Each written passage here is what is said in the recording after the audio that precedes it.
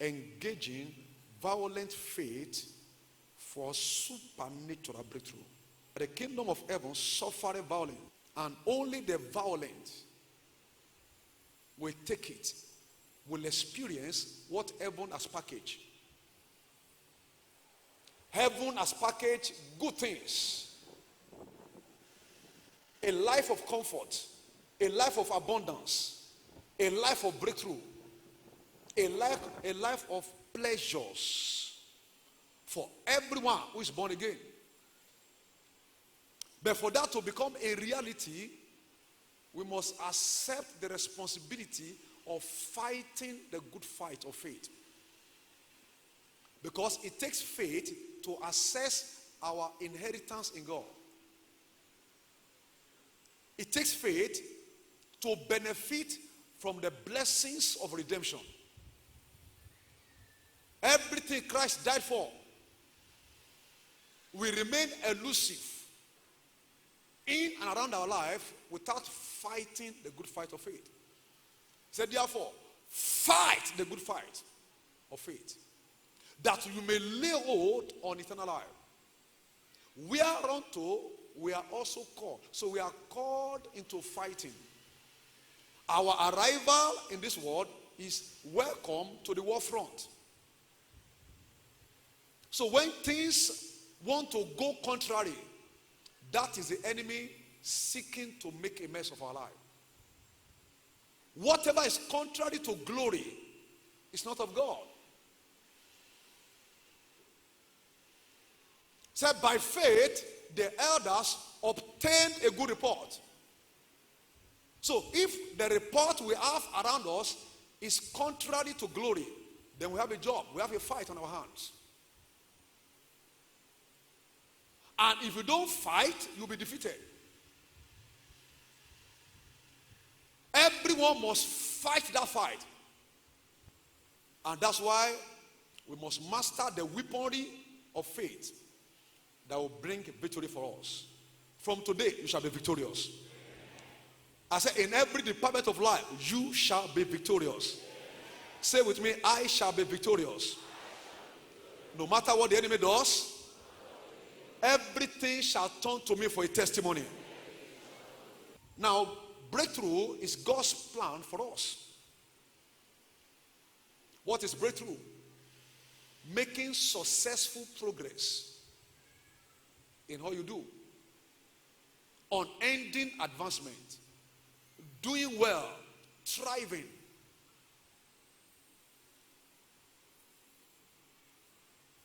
No breakdown. No downtime.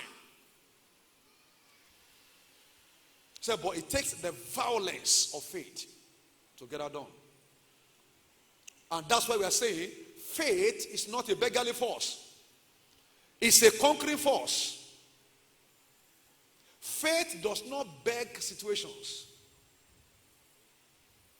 Oh Lord, have mercy on me now. I have finished, I have graduated from school. for the past 10 years, I have not got a job. Sit and say, you are crying. In fact, it will make that certificate to be stolen. You have before, but no job. That certificate you are even crying, he will come and steal it. Because weeping creates a conducive atmosphere for him to strike. God inhabits the praises of his people. Begging and crying and weeping creates a conducive atmosphere for the enemy to strike. He said, I have been young and now I'm old. I have never seen the righteous forsaken, nor a seed beg bread. Begging is not of God. Begging is anti-scriptures. So whatever issue of life that want to turn anybody here into a beggar, I command it be destroyed here today. In business, you never beg. In career, you never beg. Material matters, you never beg. Why do we need violent faith? There will always be a Red Sea to cross to enter into our promised land. Exodus 13, verse 17 and 18. There will always be a barrier. There will always be a mountain. There will always be a Goliath. There will always be a lion. And there will always be a bear. to confront and disarm and dislodge before we arrive at our promised land. You will arrive at your promised land of business breakthrough. You will arrive at your promised land of a sickness-free life. You will arrive at your promised land of being a great person. Oh, if you are great, shout a stronger amen. So, but we need violence to take steps to move forward. In front of them was Red Sea. Behind them was Pharaoh's army. And they cried unto God. God said, shut up there, stop crying. I said, go forward. Go forward as if you put your leg in the water, you will perish. And as they put their feet on the waters parted. They walked on dry ground in the midst of water. The waters were a wall to the right and to the left. I don't know what has resisted your going forward in any department of life, but the impartation of the spirit of faith here today, that Red Sea will part for you. You will arrive at the other side. I tell you, there's the other side. There's the other side of poverty. It is called abundance. Somebody will cross from poverty to abundance. There's the other side of breakthrough. Instead of breakdown, you will cross to the other side of breakthrough. So whatever has been limiting you crossing to the other side, today an end has come. That wall of Jericho is coming down. I said that wall of Jericho is coming down. That means there's some concussion. When you take it, you start seeing double. In fact, you start seeing triple. You'll be feeling so high that nothing can happen to you. You will think you can fly. There's something moving you on your inside. So in the same way, we have spiritual wines. Say spiritual wines. Spiritual wines. When you take this brand of spiritual wines, you begin to operate outside of your normal self. Many of us, we are too natural to command the kind of victory we desire. You are too moderate, too regular, too ordinary, too predictable. But when you are drunken with spiritual wine, you begin to misbehave to every unwanted situation. You are not nursing unwanted situation. You are attacking and you are reacting against it. And we said to arrive at that point where the wine will intoxicate and provoke you and drive you. You don't take one bottle and be drunken. You take first bottle, you take second bottle. There are some people from 3 bottles, they start seeing double. Properly established drunks, when you start taking 12 bottles of Gouda, the thing is reaching small. Come here. The language will change. The eyes will change. When they are moving, there's no staircase. Where is this staircase now? When they are moving, they are staggering. They don't move straight. Why? The thing has reached gauge. So there's a point you get to in the Word of God that the wine of the world is moving you, because the words of God, they are like spirit. He said the words that I speak, they are what? They are spirit. There's a drink, they call it spirit. Am I correct? So you take, it's like burukutu. Kain. There's a way it will kain you like this. It will bite you like this. You start moving.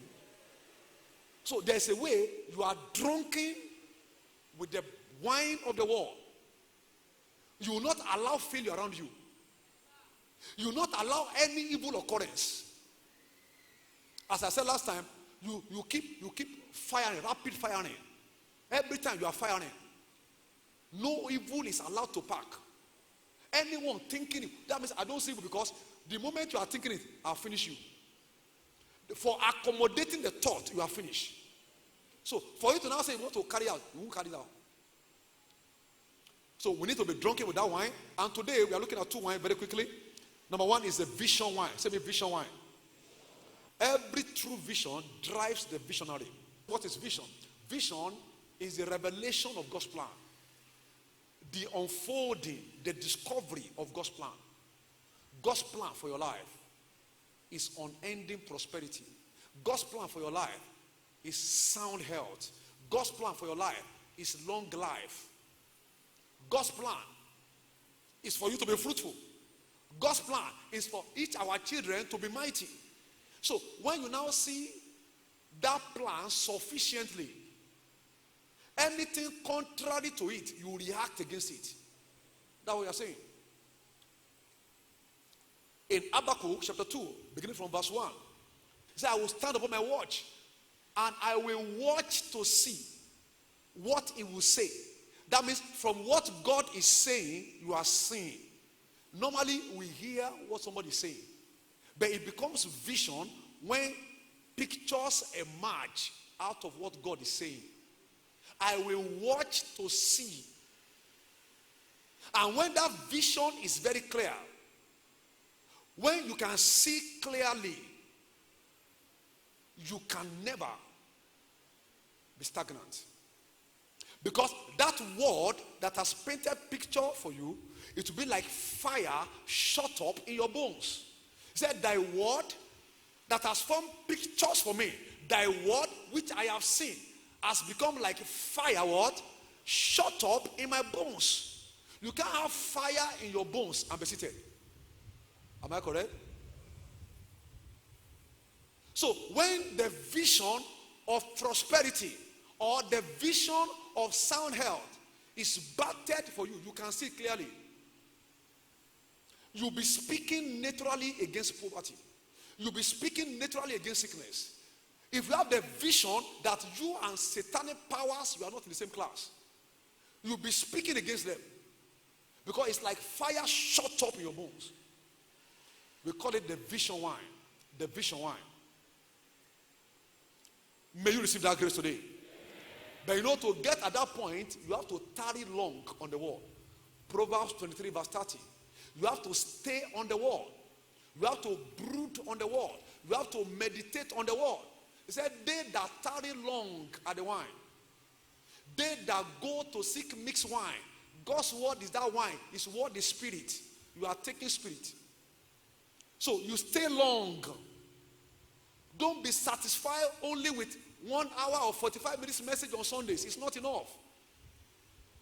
Take time to play CDs in your house. Take time to read books. What are you doing? You are staying long on the wine. Particularly the wine of your area of desire. At the last, when you are properly drunken with that wine, he said, it biteth like a serpent and stingeth. You begin to react. No, not here. Satan, you can't stay here. Enough is enough.